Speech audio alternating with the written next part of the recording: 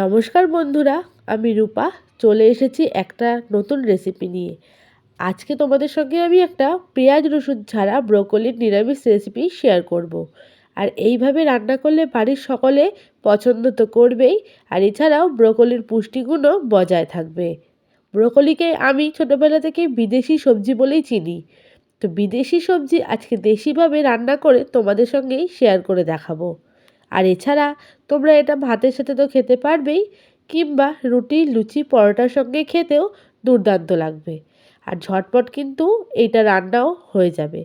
তো চলো বন্ধুরা, দেরি না করে কি করে এই রেসিপিটা তৈরি করলাম আজকে তোমাদের সঙ্গে এটাই শেয়ার করে নিই। নিয়ে নিয়েছি একটা মিডিয়াম সাইজের ব্রকলি আর ছোট কয়েকটা আলু। আলু হয়তো আমার আরও কয়েকটা বেশি লাগবে। তো চলো এই সবজিগুলোকে এবার কেটে নেওয়া যাক। ব্রকলির ডাঁটিগুলো ছাড়িয়ে ভালো করে পরিষ্কার করে নিয়েছি। এবার ভেতরের যেই মোটা মোটা অংশগুলো আছে সেগুলোকে আমি ভাগ করে নেব।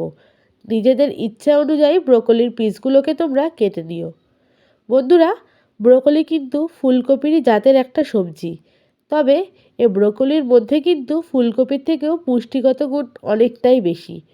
আমরা এটা অনেক রকম রান্নায় কিন্তু ব্যবহার করে থাকি।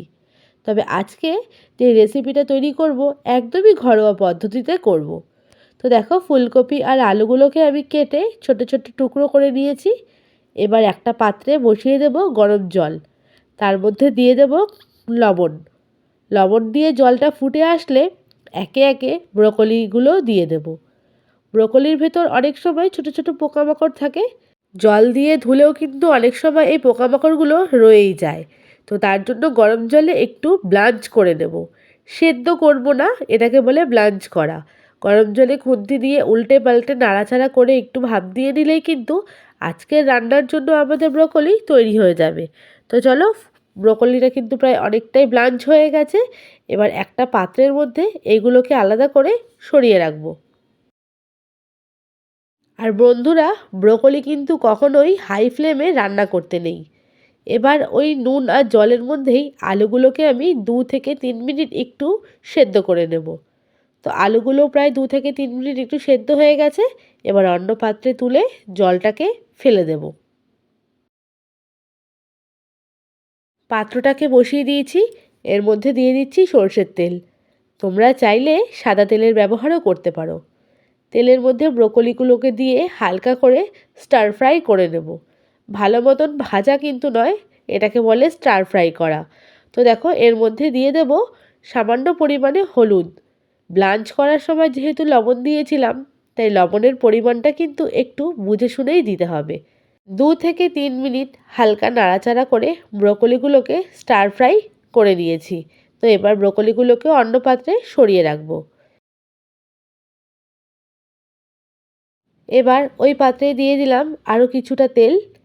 এই রান্নায় ফোড়নের জন্য আমি ব্যবহার করেছি সাদা জিরে, মেথি, মৌরি আর কালো জিরে একসঙ্গে মিশিয়ে নিয়েছি। আর দিয়েছি তেজপাতা, শুকনো লঙ্কা। ফোড়ন থেকে খুব সুন্দর একটা গন্ধ বেরিয়ে আসলে টুকরো করে রাখা আলুগুলো তেলের ওপরে দিয়ে দেব। ফোড়ন দিয়ে আলুগুলোকে বেশ কিছুক্ষণ নাড়াচাড়া করে লালচে করে প্রায় ভেজে নেব। আর আলুটা ভাজার সময় অবশ্যই দিয়ে দেব সামান্য লবণ। এদিকে একটা পাত্রে আমি মশলা তৈরি করে নেব। দিয়ে দিয়েছি লঙ্কা গুঁড়ো, হলুদ গুঁড়ো আর জিরে ধনে গুঁড়ো। আর দেব 1 চামচ আদা বাটা। এইসব দিয়ে আর বেশ খানিকটা জল দিয়ে একটা পেস্ট তৈরি করে কিছুক্ষণের জন্য রেস্টে রেখে দেব। এইদিকে আলুগুলো কিন্তু প্রায় আমার ভাজা হয়ে এসেছে। এবার আলুগুলোকে আমি তুলে রাখবো। আলুগুলোকে কিন্তু আমি এমনিতেও ভাজা করে নিতে পারতাম, তবে ফোড়ন দিয়ে ভাজার কারণ হচ্ছে ফোড়নের যেই ফ্লেভারটা সেটা আলুর মধ্যে চলে আসবে, খাওয়ার সময় একটু বেশি ভালো লাগবে। আমি আর এখানে তেলের ব্যবহার করিনি। যেই তেলটা অবশিষ্ট ছিল তার মধ্যে দিয়ে দিলাম একটা গোটা টমেটো পিউরি। টমেটোটা দিয়ে বেশ খানিকটা নাড়াচাড়া করে নেব। এরপর আমি যেই মশলাটা তৈরি করে রেখেছিলাম সেটাও এর মধ্যে দিয়ে দেব। এবার মিডিয়াম ফ্লেমে কিছুক্ষণ সময় হাতে নিয়ে মশলাটাকে কষিয়ে নিতে হবে। এই রান্নায় ব্যবহার করছি আমি মটরশুঁটি। দিয়ে দিলাম 1 মুঠো মটরশুঁটি। এরপর দিয়ে দিচ্ছি 1 মুঠো ধনেপাতা কুচি। এরপর সামান্য সামান্য করে জল দিয়ে মশলাগুলোকে ভালো করে কষিয়ে নেব। এই সময় কিন্তু গ্যাসের ফ্লেমটাকে মিডিয়ামে রাখতে হবে। মশলা ভালো করে কষে যাওয়ার পরে আলুগুলো দিয়ে আবারও বেশ নাড়াচাড়া করে কষিয়ে নেব। এই সময় একটু ঢাকা দিয়ে দিয়েছি। ঢাকনা খুলে আরও বেশ কিছুক্ষণ নাড়াচাড়া করে নেব।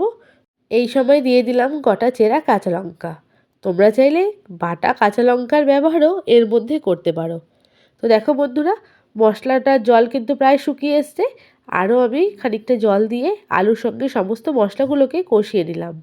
এরপর ভেজে রাখা ব্রোকলিগুলো দিয়ে দেব। ব্রোকলি আর আলু একসঙ্গে ভালো করে মিশিয়ে নিয়েছি। আর দেখো পাশেই একটা পাত্রে আমি খানিকটা জল গরম বসিয়েছি। রান্নায় জল গরম করে ব্যবহার করলে কিন্তু সেই যে কোনো রান্না বলতে পারো তরকারির স্বাদ হয় কিন্তু দুর্দান্ত। তাই যে কোনো রান্নায় সবসময় কিন্তু জলটা গরম করেই ব্যবহার করার চেষ্টা করবে। তো দিয়ে দিলাম আমি গরম জল। জলটা দেওয়ার পর ভালো করে নাড়াচাড়া করে সমস্ত কিছু মশলা টশলা দিয়ে ভালো করে মিশিয়ে নিলাম। এরপর কিছুক্ষণের জন্য আমি ঢাকনাটা দিয়ে দেব, যাতে আলু যেটুকু শক্ত রয়েছে সেটাও সেদ্ধ হয়ে যেতে পারে। মাঝে মধ্যে ঢাকনাটা খুলে খুন্তি দিয়ে একটু নাড়াচাড়া করে দেব, যাতে সবজিগুলো ওপর নিচে হতে পারে। তো এরপর দিয়ে দেব সামান্য চিনি। বন্ধুরা, যারা চিনি একদমই খাও না তারা কিন্তু নাও ব্যবহার করতে পারো। দিয়ে দিলাম পরিমাণ মতো নুন। এবার ভালো করে নুন আর চিনিটাকে খুন্তি দিয়ে নাড়াচাড়া করে মিশিয়ে দেব। দিয়ে আবারও কিছুক্ষণের জন্য ঢাকনা চাপা দিয়ে দেব। খানিকটা ঝোলও কিন্তু কমে এসেছে আর আমাদের সবজিটা রান্নাও কিন্তু প্রায় হয়ে গেছে। এরপর আমি দিয়ে দেব শাহি গরম মশলা। শাহি গরম মশলা দিলে কিন্তু এই রান্নার ফ্লেভারটা দুর্দান্ত আসে। এরপর দিয়ে দেব হাফ চামচ মতন গাওয়া ঘি। অবশ্যই ঘিয়ের ব্যবহারটা করো, কারণ যে কোনো নিরামিষ রেসিপিতে কিন্তু ঘি আর গরম মশলার ব্যবহার সেই তরকারির এক আলাদাই মাত্রা এনে দেয়। তো বন্ধুরা, এবার আমি 5 মিনিটের জন্য স্ট্যান্ডিং টাইমে এটাকে ঢেকে দেব। চলে আসলাম 5 থেকে 7 মিনিট পরে। এবার আমি সার্ভ করে নিচ্ছি। তো বন্ধুরা, আমার এই আজকের রেসিপিটা তোমাদের কেমন লাগলো? যদি ভালো লেগে থাকে অবশ্যই একটা লাইক আর কমেন্ট করে যাবে। আর হ্যাঁ, যেই সব বন্ধুরা আমার চ্যানেলে প্রথমবার আসছো তাদেরকে রিকোয়েস্ট করব চ্যানেলটাকে সাবস্ক্রাইব করে পাশে থাকার জন্য। আর অবশ্যই বেল আইকনটাকে প্রেস করে রাখবে, তাহলে আমি ভিডিও ছাড়ার সাথে সাথেই কিন্তু সবার প্রথমে নোটিফিকেশান চলে আসবে তোমাদের কাছে। তো আজকের আমার এই উপস্থাপনা তোমাদের যদি ভালো লেগে থাকে তাহলে অবশ্যই কিন্তু পুরো ভিডিওটা দেখো আর অবশ্যই পাশে থেকো। আর যেই সব পুরনো বন্ধুরা প্রথম থেকেই আমার পাশে আছো তাদের সবাইকে জানাচ্ছি অনেক ভালোবাসা। আজকের মতন বিদায় নিচ্ছি। তোমাদের সঙ্গে দেখা হবে নেক্সট কোনো পরবর্তী ভিডিও কিংবা ব্লগ ভিডিওতে। সবাই ভালো থেকো, সুস্থ থেকো।